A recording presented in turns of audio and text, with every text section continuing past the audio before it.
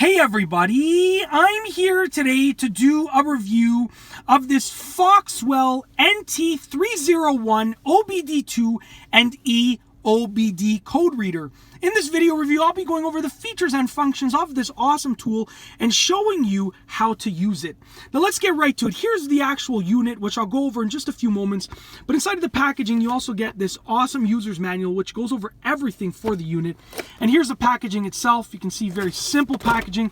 On the back, it shows you the features, the notable features, and then it also comes with this cable right here to connect it via USB. All right, let's get right to it. As you can see, when you take a look at the actual unit, it looks very durable. I like the coloration of it because you're not going to lose something like this. I love it when tools have these vibrant colors because they're really hard to lose, okay?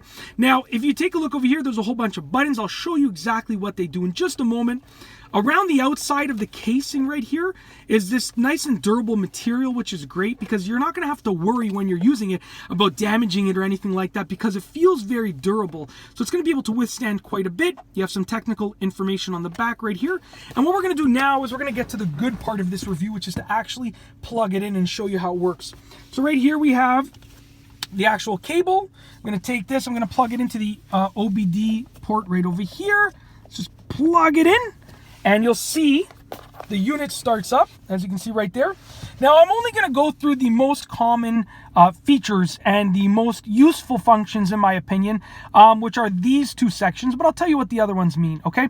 So as you can see, first and foremost, color display. It looks awesome. It's easy to read. So we'll go to this one. Review is basically when you can review the data that has been stored on the unit for the most part. So if you store data on the unit, you can review the data. I don't believe that I have any data stored, which is correct, no data available. So I'm just going to go back right over here. Okay, the next thing is print data, which is very straightforward. About gives you some additional information, and setup allows you to adjust the various options for the unit. Now we're going to go to this section right here, which is the DTC lookup. Now this is a very useful tool because it allows you to look up the codes, okay? So some codes are stored, many codes are stored on the unit, and this DTC lookup allows you to look up the codes. So I'm going to hit enter, and as you can see, you can actually change the code right over here, and then you can look it up.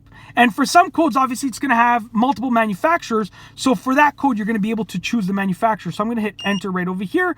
Manufacturer specific codes are found. Press any key to select vehicle make. So we're just obviously going to select Cadillac for this code right here. So it says, please refer to vehicle service manual, okay? That is what this code is associated with. All right, so we're going to go back right over here, back again. And what we're going to do is we're going to go to this section right here, which is the most useful section. Actually, before that, I'm going to show you the quick read functions before I show you that section, because these are a little bit more simplistic. So first and foremost, we have a read button right over here. This is an up button, but it's also a read button. It's a quick read button. So if I press and hold it down, it's going to actually pull the codes from the car, okay? So as you can see, it's linking to vehicle, and keep an eye over here because these are these little light indicators that allow you to know what's going on with the engine. Green means good. So you can see there's no code stored in the module.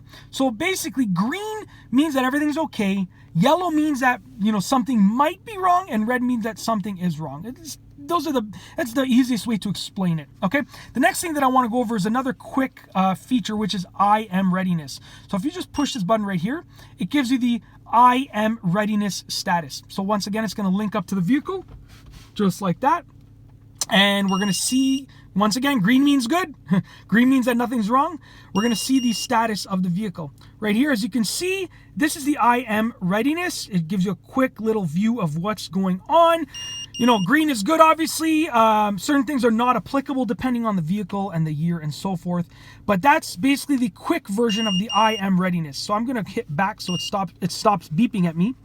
Now we're going to go to the OBD2 OBD scan right over here. What we're going to do is we're going to hit enter. I'm trying to do this with one hand, so I'm doing my best.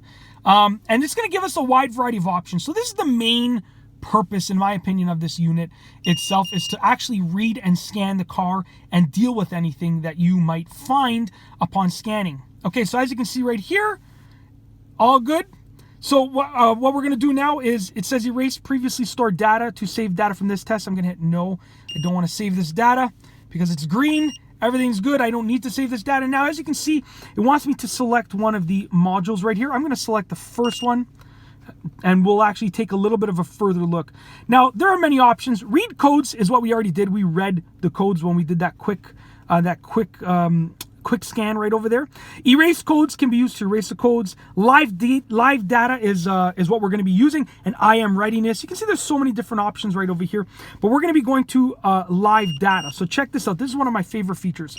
Clicking live data, and it's going to actually show me some live aspects of the car, and we'll be able to see those live aspects on a graph.